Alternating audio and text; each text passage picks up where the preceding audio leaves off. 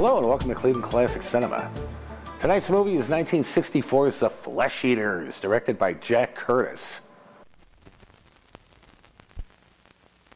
This is Jack Curtis, director of the film The Flesh Eaters. If you can't stand the sight of flesh being stripped from a human body, please leave the room. There will be a 10-second countdown.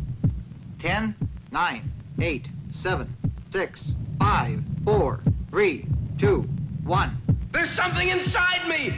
It's eating its way out! These things want flesh, any kind of flesh. And once they sense it, they'll eat their way through anything that comes between them and their meat.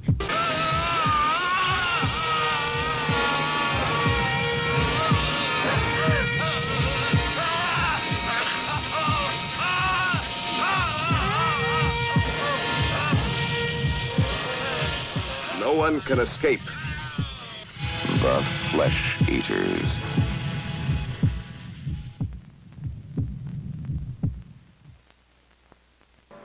I'm beginning to believe that if World War II never happened, Hollywood would have invented the Nazis.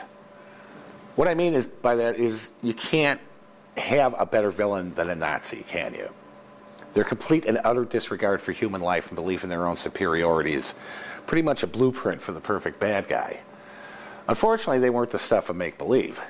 The monstrous experiments they performed on helpless prisoners in places like Auschwitz and Birkenau became fodder for many horror films, some of them even more vile than the one I'm about to show. I'm not real crazy about doing this, but I believe some background information is in order here, so I'll try to keep it brief. The most infamous Nazi doctor, and I use the term in the loosest possible sense, the term doctor that is without question Joseph Mengele. Joseph Mengele was born on March 16, 1911, the eldest of three children. He was a popular young man in his hometown of Günzburg, Bavaria, Germany. After earning a PhD in anthropology from the University of Munich, he became the assistant to Dr. Ottmar Freiherr von Verschuer, a researcher in genetics with a particular interest in twins. That same year, in 1937, he became a member of the Nazi Party and served in Russia, earning several medals for saving two fellow soldiers from a burning tank. He was wounded during that campaign and branded unfit for duty. He resumed his association with von Verschuer and was later sent to the Auschwitz-Birkenau extermination camp as a medical officer. The few prisoners who survived his horrible experience remembered him as a dapper young man, his SS uniform always immaculate as he met incoming prisoners and directed them either to the barracks for experimentation or to the gas chambers. He had a particular interest in identical twins and was directly responsible for the deaths of about 1,400 pairs of them, in addition to the countless number of innocent people he murdered by sending them to the ovens. He did unspeakable things to them, such as injecting pairs of identical twins with identical amounts of poison to see if they died at the same time, or trying to create Siamese twins by sewing them together without anesthetic. He was particularly obsessed with eye color, injecting dyes into the pupils of prisoners in an attempt to turn them blue. One survivor remembered seeing a table with dozens of eyeballs spread out over it, each carefully labeled with notations of the experiments performed on them. For all his claims of doing research, it is obvious from the slipshod methods he used that all he was really doing was exercising the horrible power he possessed over life and death. Auschwitz survivor Alex Dakel said it was horrifying. Mengele was a doctor who became mad because of the power he was given.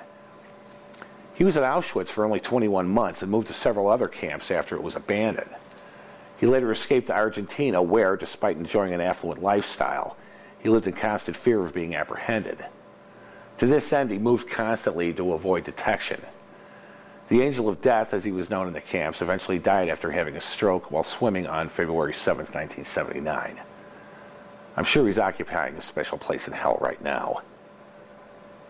1978's The Boys from Brazil, adapted from the excellent novel by Ira Levine, tells the story of Mengele attempting to breed clones of Hitler himself. It was a pretty good movie, even if Gregory Peck tended to chew the scenery a bit. Okay, that's enough background. Let's get on to tonight's movie. I remember first catching this one on that oasis of entertainment back in the 70s, 8 All Night. I was a bit taken aback by the level of gore in this movie. Today, of course, it's nothing compared to what you see even in PG-13 movies. But back in 1964, it was pretty heady stuff.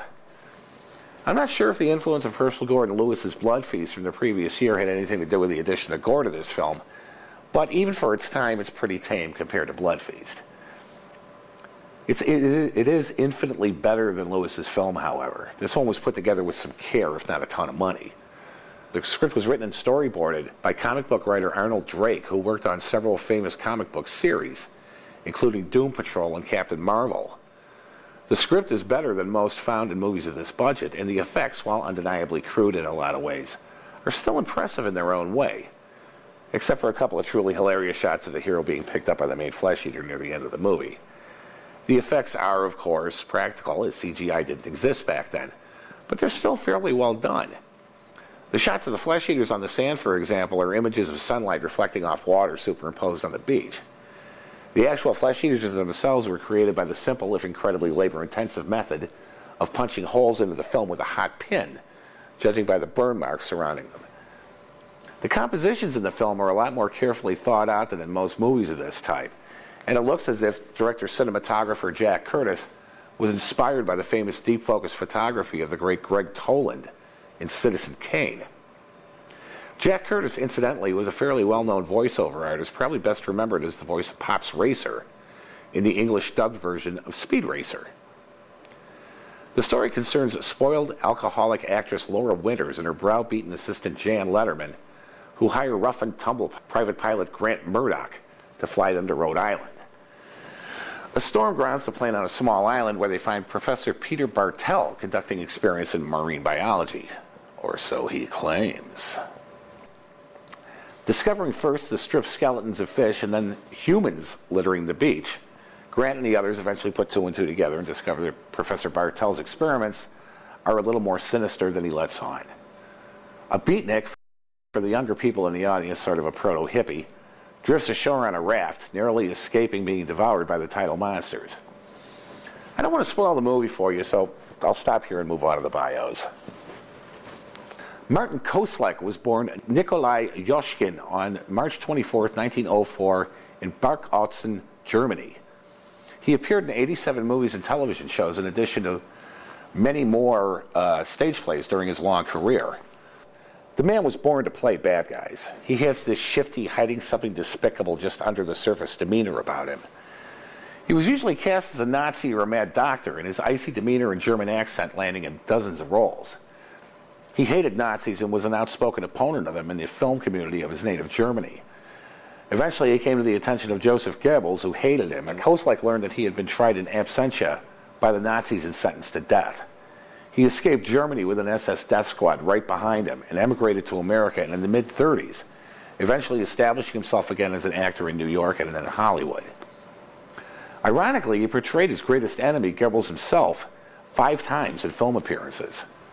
Where most actors resented being typecast as Nazis, Kosleck reveled in it.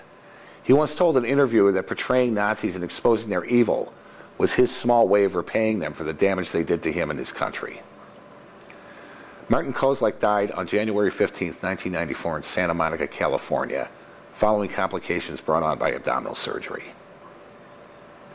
Byron Sanders was born on September 24, 1925 in Charlotte, North Carolina. He appeared in 14 television shows and tonight's movie, his only film.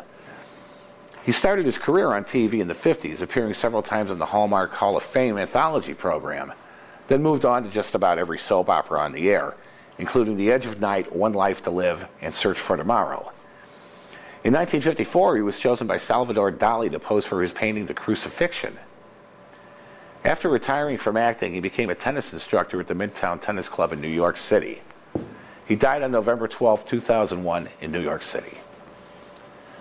Biography info on the other actors in the film ranges from ridiculously scant to non-existent, so I apologize for giving them a short shrift here. So what did I think of The Flesh Eaters?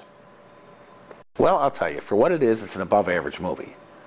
The actors in it are more competent and, downright good in some cases. The script is snappy and doesn't take itself too seriously, although how Grant and Jan could possibly trust Bartell after finding out what a devious, backstabbing little toad he is completely beyond my pall. I suppose they didn't have much choice. The direction is not bad, and the cinematography is way above average for a film like this. It's not going to be everybody's cup of tea to like gore in it, but it's a pretty good movie, especially when you compare it to the crap we usually show. So right now, sit back, relax, and enjoy The Flesh Eaters right here on Cleveland Classic Cinema.